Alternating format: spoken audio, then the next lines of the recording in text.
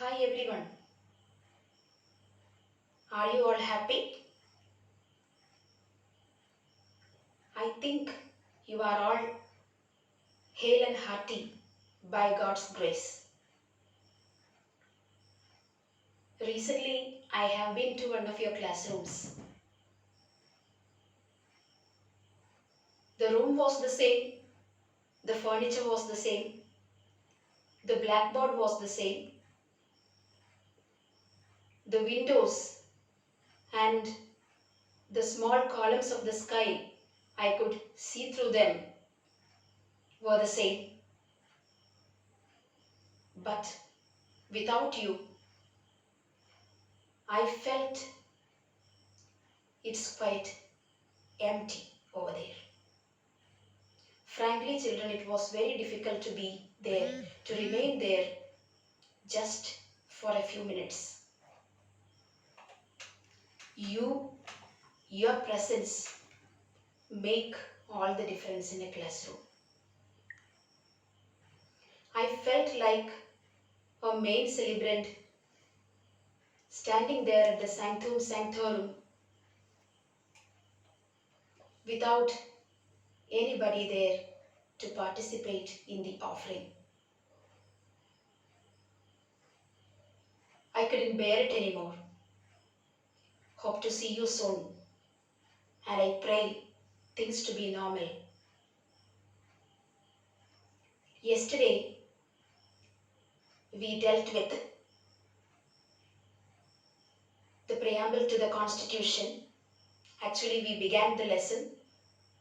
We dealt only with a few points like the meaning of the word preamble and also the source from where the Constitution of India is derived. Today, let's discuss in detail the nature of the Constitution. Yesterday itself, I told you there are 5 words given in capital letters in the preamble to the Constitution which indicate the nature of the Constitution. They are, I hope you remember, sovereign, socialist, secular, democratic, and republic. Let's discuss each term. The first term is sovereign. That means we are not subject to any external authority, and we have the power to legislate upon any subject. To explain it a bit, let me tell you the example of Kashmir. Kashmir is a burning issue, but even after America offering to be a mediator in the talks between India and Pakistan over Kashmir, we haven't let anyone interfere in that matter because we feel Kashmir is an integral part of our country, and dealing with the issue of Kashmir is just between India and Pakistan, and we don't want anybody to dictate to us, any big brother for that matter, to dictate to us what is to be done over there to settle the issue. So that's just an example. In matters concerning to India and Indians, we have the power to legislate, we have the power to take decision, and no external authority will be permitted to decide upon things where we can take decisions. That is meant by sovereign.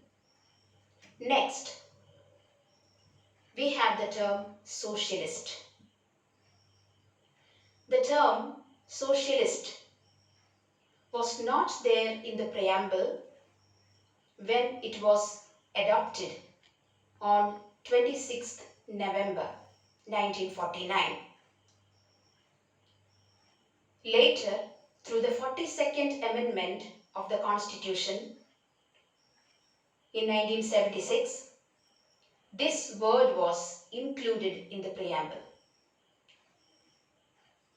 Actually, the inclusion was the result of the inspiration given by the philosophies of Gandhi and Nehru, who envisioned a welfare state for the nation, for the citizens of the country.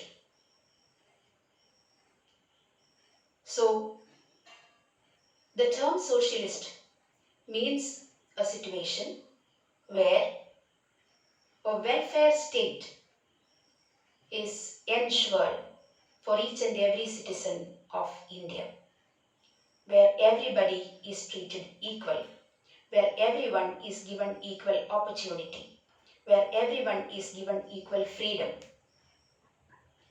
where everyone's well-being is every other person's well-being.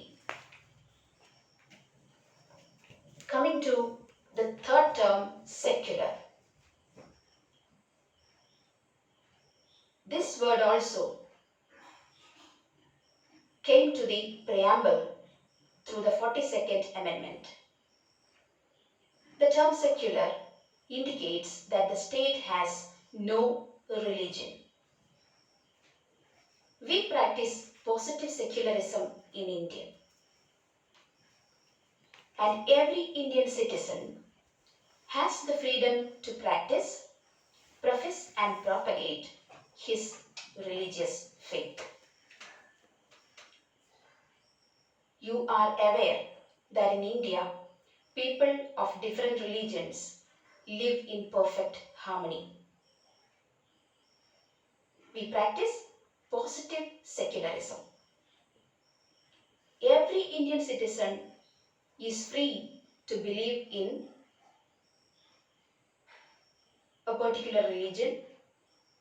He can follow the rituals and customs. He can worship according to his will and wish, and he can propagate his religion also. The next term is democratic. Actually, this term shows the basic feature of the Indian Constitution. The word demo means people and cracy means rule. So the very word is suggestive of the meaning, rule by people. Democracy is classified into direct democracy and indirect democracy. In India, we practice indirect democracy. That is, we elect a representative as our head of the state who is accountable to an elected legislature. Now the term republic. In a republican pattern, the head of the state is an elected functionary. In the case of India, we have the Prime Minister here. He is an elected representative of the people.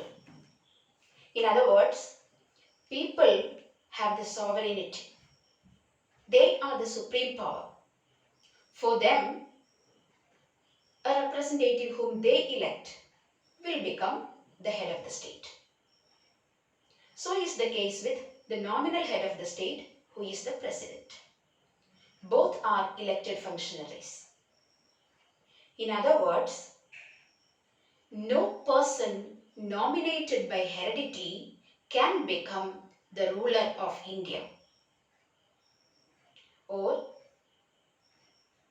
the Indian system, the Indian constitution does not permit monarchy. Let us recap the 5 words: sovereign, socialist, secular, democratic, republic. Sovereign means India has the power to legislate upon any subject and we are not subject to any external authority. Socialist indicates that a welfare state is ensured, promised to every citizen of India. Secular means every citizen is free to practice, profess and propagate his religious faith, and we practice positive secularism. Democratic means it is ruled by the people, or the people have the supreme power, and on behalf of them, their elected representatives will be ruling the country. In a republican pattern, the head of the state as well as the nominal head of the state are elected functionaries, or no person nominated by heredity can become the head of the state or our ruler. In other words, the Indian Constitution does not permit monarchy. These 5 words show the nature of the Indian Constitution.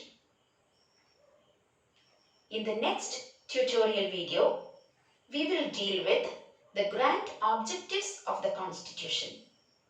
This is enough for today. Have a nice day. Stay